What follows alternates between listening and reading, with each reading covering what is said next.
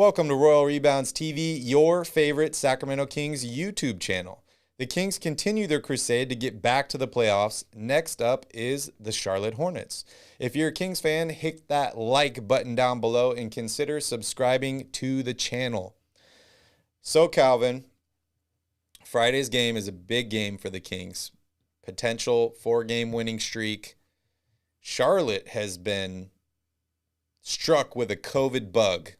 Yeah, 4 players are currently in COVID protocols. Ball, Rozier, Plumlee, McDaniels, potentially all out for a week or so. What are you feeling about this game? Well, very, very good opportunity here for the Kings. We already saw them really take the Hornets to the woodshed. They put up 140 on them at Golden One Center the last time they played.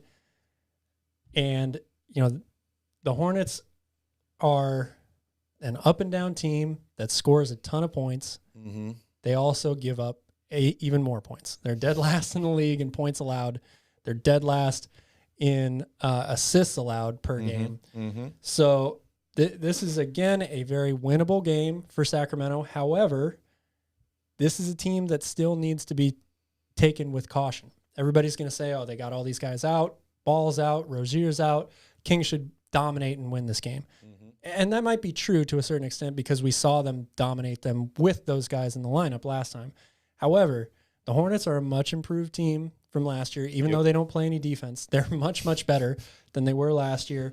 And it's because they still have guys who are going to play in this game named Miles Bridges. Yep. Kelly Oubre has gone on an absolute tear since all these guys have been out. Gordon Hayward had 31 points tonight, I think.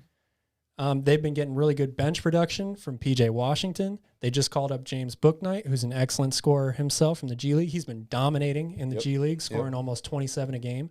So we want to talk about keys to the game? Hold on. Before we get there, Hornets lost to the Sixers tonight. Yep. 106. Lost them 2 games in a row. 110. As you mentioned, 31 for Gordon Hayward, 22 for Oubre, 20 for Miles Bridges. They still have a lot of firepower on this team without those 4 guys that I mentioned.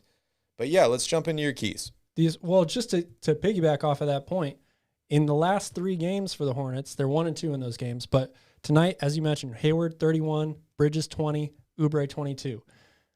Their previous game, also against the Sixers, Oubre goes for 35. Bridges has 16, Hayward 12, but 16 for P.J. Washington off the bench. All 5 starters in double figures.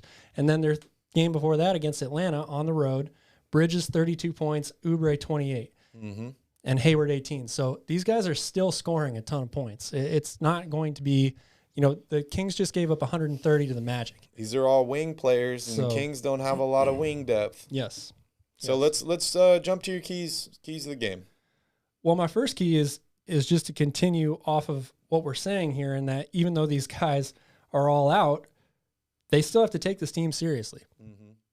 I mean, the Kings should be taking every team seriously right now because they're still trying to work themselves into this Western Conference playoffs mix. But this is going to be a more difficult game than it was tonight, and they gave up a ton of points tonight because of guys like Bridges and Oubre, who are going to be tough matchups for the Kings because they don't have a ton of wing defenders. Yep. It's good to have Harrison Barnes back, but they don't have Mo Harkless, which means, Fox, Haliburton, maybe even Mitchell, they're going to get matched up onto these bigger guys at some point.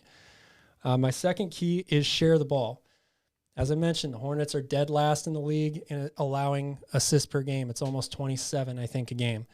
So that means it's something that we've talked about a lot with the Kings. They are much better offensively when the ball is moving.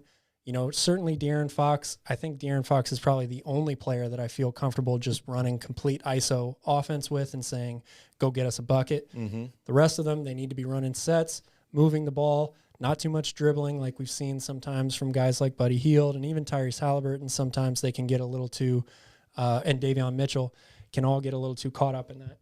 And then my last key is going to be guard the 3. The Hornets are number 2 in the league in 3-point percentage at 38% per game. LaMelo is shooting almost 40% from three. He's not out there, but you still have guys that are shooting really, really, really well from three. Kelly Oubre is one of those. Gordon Hayward is one of those. Even Miles Bridges. He has really extended his range and improved. So take him seriously, share the ball, and guard the three. And, the Kings guarding the three has been their Achilles heel for, I can't even count how many years now. So looking here at this game, according to ESPN, Charlotte has a 52% chance of winning this game.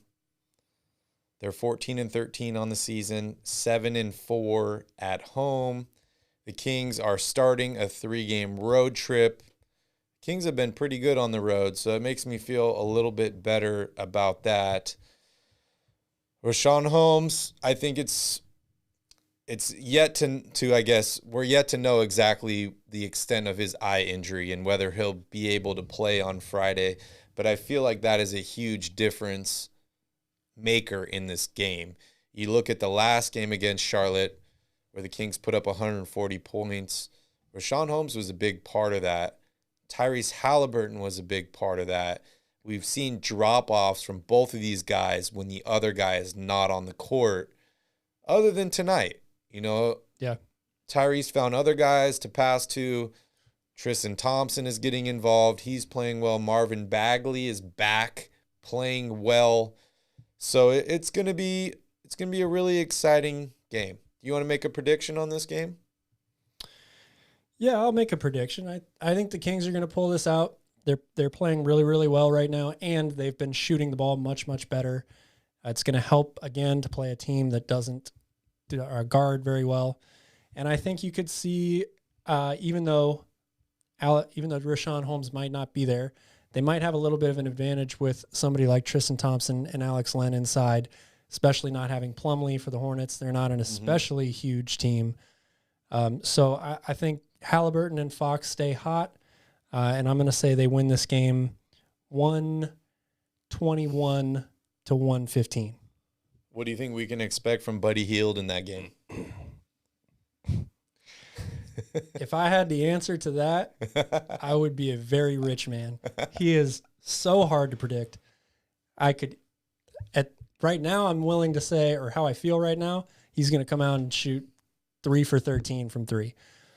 But who knows? I mean, all it takes is a few shots to go in, and the next thing you know, he's hitting 8 threes. So there's no middle road for him. It's either good or bad. Yeah. So as I mentioned, the next 3 games are away games: Hornets, Cavs, Raptors. Then the Kings return home to play the Wizards. If they're able to win these first 3 games, they'll be coming home at 500 against an interesting matchup against the Wizards, who are playing well beyond expectations. They're 15-11 this season.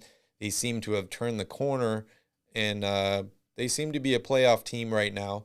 But the Cavs aren't a team to sleep on either. They're 14-12. They just beat the Bulls down tonight. Yep. They're 14-12. And I'm telling you, handling Jared Allen and Evan Mobley inside, that's going to be a real problem for the Kings, both offensively and defensively. And then they got the Raptors, who are 11-14, which looks good, but Siakam's back. Yep. He's playing well. They've been winning some games. So there's really no easy games coming up for the Kings. Tonight was supposed to be the easiest game, and they gave up 130 points in this game. They're not going to win any of these other games giving up 130 points, in my opinion. So they need to step it up on defense. They had all these extra days off to rest, to get some practice in, to work on the little things. I saw a little bit of that tonight, but I'm hoping Friday they'll be able to put it all together. They'll be competitive in these next few games, and that'll give us a lot more to talk about. Anything else you want to mention before we wrap up the show? Happy to see the Kings win tonight.